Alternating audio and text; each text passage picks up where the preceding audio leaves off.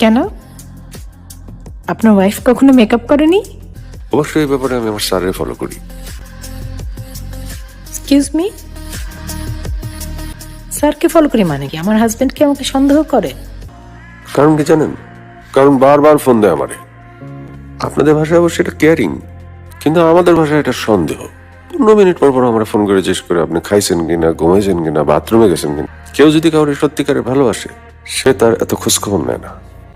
You R just মানে you R so irritating. ডাইন পাশের কাজলটা কি একটু বেশি হয়েছে?